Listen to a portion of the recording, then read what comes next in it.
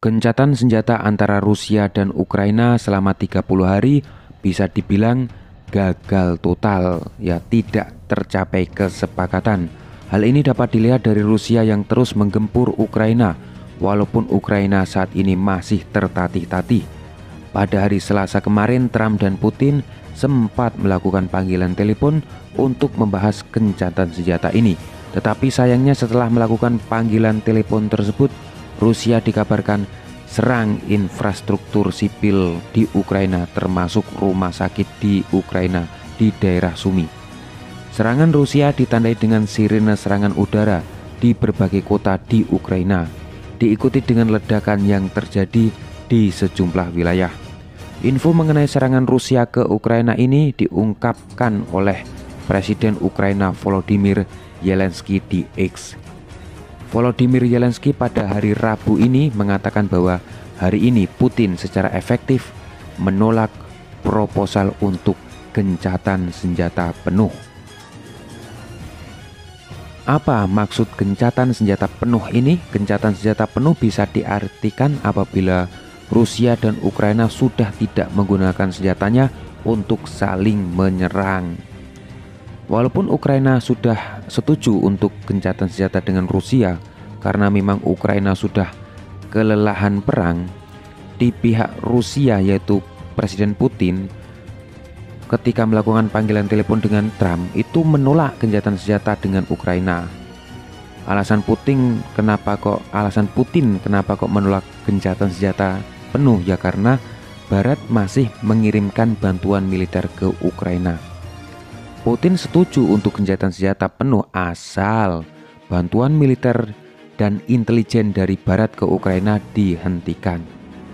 Walaupun Rusia menolak gencatan senjata penuh selama 30 hari, tetapi Rusia telah menghentikan serangan ke infrastruktur energi di Ukraina selama 30 hari. Rusia dan Ukraina juga setuju nih untuk saling bertukar 175 tahanan perang. Walaupun Rusia menghentikan serangan ke infrastruktur energi,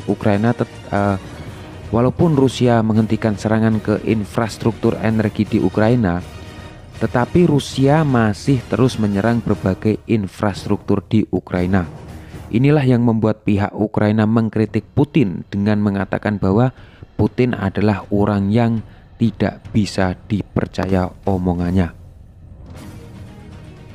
Di sisi lain, Eropa terutama Jerman dan Prancis terus pasang badan buat Ukraina. Kanselir Jerman Olaf Scholz dan Presiden Prancis Emmanuel Macron berjanji akan terus memberikan bantuan militer ke Ukraina. Ukraina bisa mengandalkan dukungan kami, kata Kanselir Jerman. Prancis juga terus memperkuat militernya karena hubungan Prancis dan Rusia yang semakin sengit. Prancis akan meningkatkan salah satu pangkalan udara utamanya di sepanjang perbatasannya dengan Jerman untuk menampung pesawat tempur Rafale yang dapat dipersenjatai dengan rudal jelajah nuklir. Pangkalan udara Prancis yang dimaksud ini adalah pangkalan Luxeuil-Saint-Sever. Pangkalan Prancis ini sejatinya pernah menampung senjata nuklir hingga 2011 lalu. Kanselir terpilih Jerman yaitu Friedrich Merz menyarankan bahwa Prancis ini dapat memperluas persenjataan nuklirnya, yaitu tujuannya untuk melindungi negaranya dari serangan Rusia.